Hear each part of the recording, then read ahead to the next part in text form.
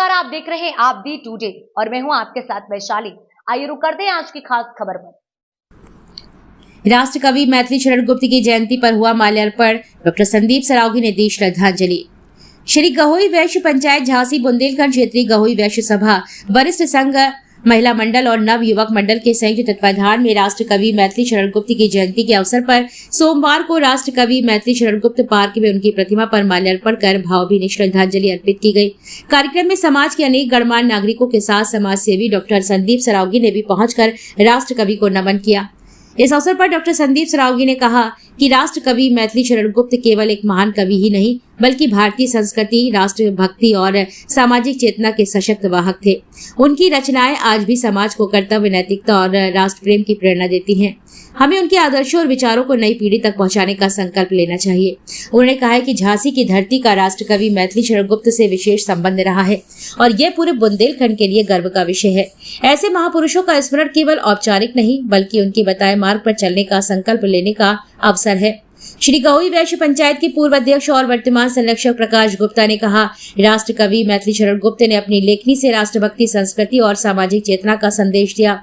उनका जीवन और साहित्य आज भी समाज के लिए प्रेरणा स्रोत है। उनकी जयंती पर हम सभी उन्हें विनम्र श्रद्धांजलि अर्पित करते हैं।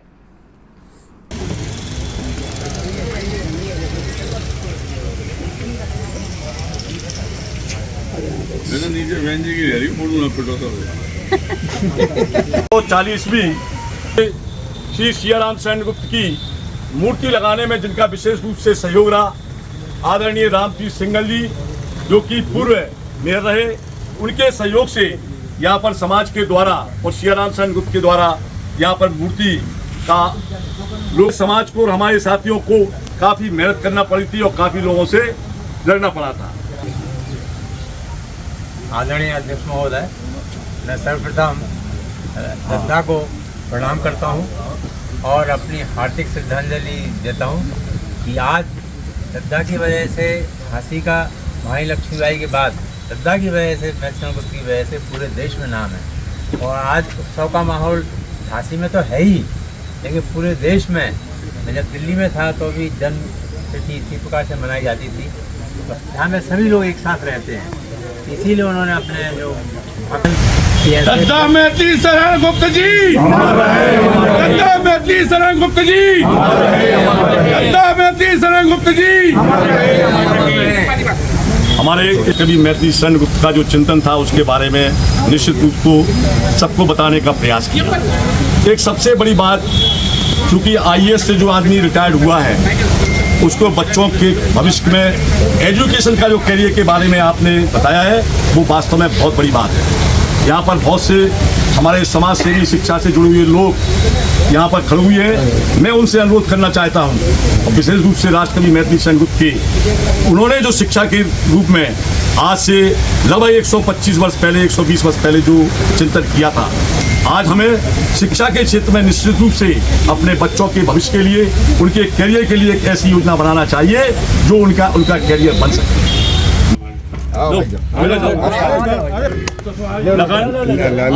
कई लोगों से हमारे उस गुप्त की मूर्ति लगाने में जो संघर्ष किया और जो साथ दिया, हम आभार व्यक्त करते हैं और उनसे संघर्ष के रूप में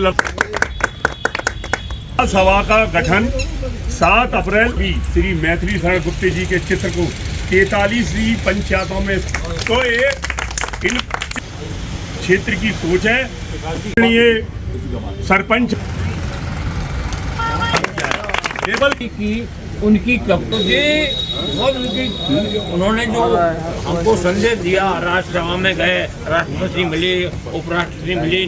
17 तारीख को बड़े गांव के गहोई समाज छोटे भाई संदीप सरावगी जी, उमेश गुप्ता जी, नरेश गुप्ता जी जिम्मेदारी दी है। संदीप सरावगी से अनुरोध करेंगे कि भाई आज के कार्यक्रम के लिए उपस्थित सभी बंधुओं का आभार और धन्यवाद देने की कृपा करें। सही धन्यवाद करना चाहते हैं सभी लोगों का जो यहाँ पे हमारे श्रद्धा जयंती पे हमारे समाज के लोग यहाँ पे इकट्ठे हुए हैं और बुंदेलखंड के लोग भी, हमारे झांसी के निवासी सारे लोग यहाँ पे उपस्थित हैं। और जो जो कारवार सौंपा गया है आने वाले समय के लिए तरह से बताया मैडम ने, ऐसे आपका सहयोग हमेशा समाज के साथ परिवार की तरह बना रखें, यही हम आपसे अपेक्षा करते हैं और धन्यवाद करते हैं। आप सभी लोगों से अनुरोध है, मार के कोई भी नहीं जाएगा।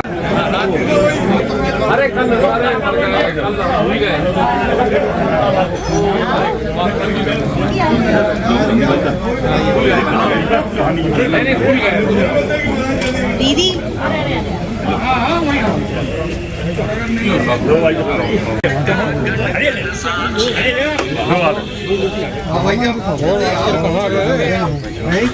धन्यवाद।